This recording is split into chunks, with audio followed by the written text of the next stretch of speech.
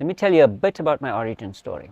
How I got into dogs, how I got into training of dogs, and being around dogs.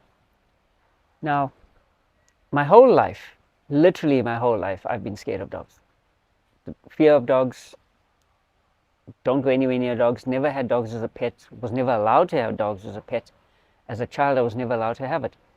So, dogs to me were a very foreign thing and a very scary thing. To top it all, I was a paper boy. And I always say, if the postman is public enemy number one to a dog, then the paper boy is public enemy number two. So I've been chased by dogs, been threatened by dogs. Hello, dog. Been chased by dogs, been threatened by dogs most of my entire life. And as a paper boy, I've been bitten by dogs. By one dog in particular that I remember that bit me on the backside. So I've always been scared of dogs. I've never been comfortable around them, and it's just been one of those things that, I don't know, that's how you grow up as a kid, and that's the fear you have.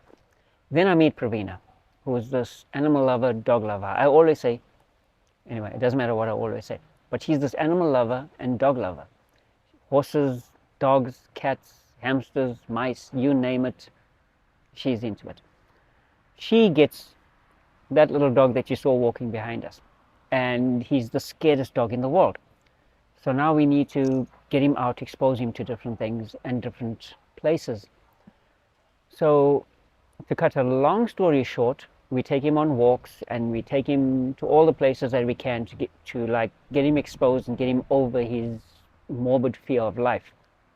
And one of the places we hear about as we meet people along the walks is this place called Memorial Park, which we're told is an off-leash dog park. You can take your dog there, you can have a wonderful time, and you can go back home. So Pravina decides that's where we're going next, Memorial Park. What I did not know about Memorial Park is that, yes, it is an off-leash park. People do take their dogs and they are off-leash there, but they didn't tell me that on a Saturday afternoon or on a Sunday afternoon there's anything between 50 to 100 dogs there, all loose, all running around. Now you can imagine me going to a park where there are so many dogs that it's so overwhelming that, and you've got this fear of dogs, this morbid fear of dogs. So I went into the dog park just looking at dogs, waiting to see which is the next dog that was going to bite me. That's the only reason I went to the dog park, or the only purpose of me being in the dog park was to look around and see which is the next dog that's going to bite me or come up close to me. And in doing this, I started to observe dogs behave in a certain way. One dog will always greet a dog that way, or another dog a different way, or a person that way and another person a different way. They'll hate one person, they'll love the others. They'll hate one dog, they'll love the others. And it started to get fascinating because you could almost see the patterns that the dogs were displaying towards each other and just in life. And the more I observed the patterns, the more I could predict what the next thing was going to happen. So if there was going to be a dog fight in the distance, you could see it coming. If dogs were going to greet each other, but the owners were like terribly fearful about the consequences of what was going to happen, you could see that these dogs are just going to greet each other or going to play or just wanting to hang around. And those that are, let's say, more aggressive, you could see it coming. And it started to help me lose the fear of dogs because I could tell whether a dog was going to be dangerous to me or not, or dangerous to anybody else or not, or dangerous to each other or not. It just became a thing where through, let's call it self-preservation, I learned, or I started to learn what dogs were about. At the park, we got to learn about a place where they did dog agility. And Pravina's next thing was, we're going to do dog agility. Okay, so there we go, off to dog agility. The place that we learned about was called Animal Lodge. And it's a wonderful place for dogs. And the dog agility that we went there, the first time we took Luke there, he was a shivering mess. And that was another place where now I started to get introduced to trainers, dog trainers. And I'm talking about the best that we have in the city, in the province, wherever it is, through the agility competitions and everything else. And the stuff that I learned or picked up, or things that they taught me, I'm talking about lots of people now, too many to mention, was invaluable in my understanding of dogs and how they behaved and what they did. But he taught me another aspect to dog, which is the training side of dogs, not just the observation and not just being comfortable around them, but actually helping them become different. Now, Animal Lodge is unique in that it's a boarding place, but it's also the home of Border Collie Rescue, where he's from, and Animal Lodge Rescue. So they've got lots of rescue dogs there. And that gave me the opportunity to be exposed to dogs that are outcasts in society, shall we say. Dogs that are maybe too dangerous to be out there. Dogs that just don't fit in. Dogs that have been surrendered because of the problems they have. Even feral dogs. I mean, we've got to be with feral dogs. And through that, I got to learn more about dogs, and through the instructors and the trainers that were there, and like I said, the best we've got around, and through the dog agility, I just got to learn more and more and more about dogs. So that is kind of my origin story of how I got into training dogs and how I got into working with dogs, from a place of absolute fear to a place of, I wouldn't say, yes, I could almost say absolute comfort, but still a wariness about it, because I respect the situations that some of them, especially the rescue dogs, have gone through. And it's not just the rescue dogs, though. I'm being unfair to the rescue dogs. The rescue dogs, most of them come from homes, comes from normal family homes,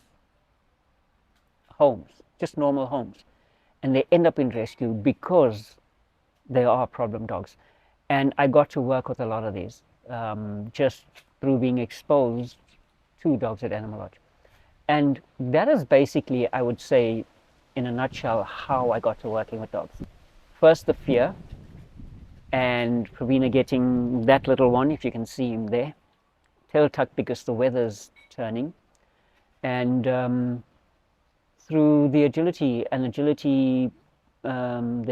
call him the agility family in KZN, who were, I don't know, supportive and helpful to me, because I was not a dog person and I was afraid of dogs. They helped me get over all the fears I had with dogs.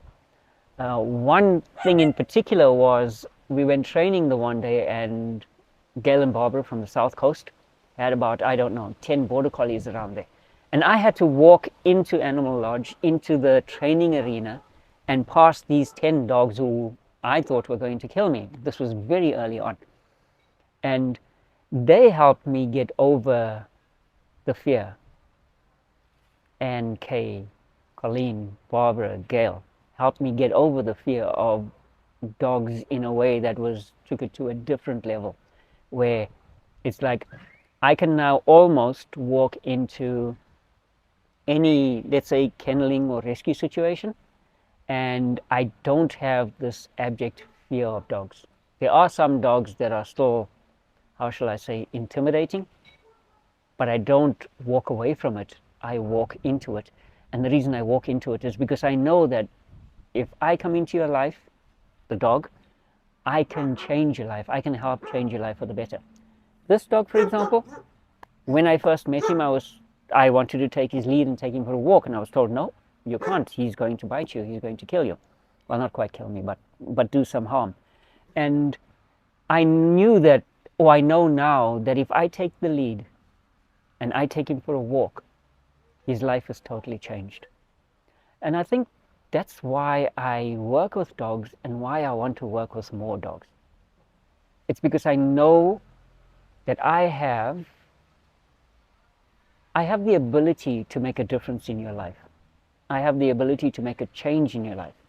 And the change is not just a change, but it's a positive change. And that's why I want to work with dogs. That's why I'm on this journey to go and meet as many dogs as I can, help as many dogs as I can, help their owners. Because if this dog, who could not be handled by anyone. Maybe only two people in the kennels, Anne and Colleen. If he can be taken out and go places and just sit here without trying to kill me, then there is hope for every single dog out there. And I have a feeling that there's a lot more dogs that need help than I actually know about. So that's why I train dogs, because I make a difference to their lives. Even him. Kingsley, come. Kingsley, down. Brock, move away. Can you settle? No, not there. Settle here. No, come here. Come here. Settle. And yeah, as I was saying, a dog like Kingsley, for example, who would be in kennels just fence fighting with other dogs if they came towards him. In this case, he didn't start it, it was the dog on the other side of the fence that started. But to get him to a state where he can just down and just, that dog just walks away and still barks there at something else, redirects to something else. If this dog can change, I believe that almost every dog can. And I believe that every dog deserves a chance at being able to make this positive change in their lives. Then you end up with this, a dog that is calm. Oh, and this is Luke. He's the dog that got everything started for me, so I owe him a lot. Hey, my boy, love you. That's my origin story. Oh, and he was going to lie in poo, which means I couldn't let him lie down there, so I had to move him.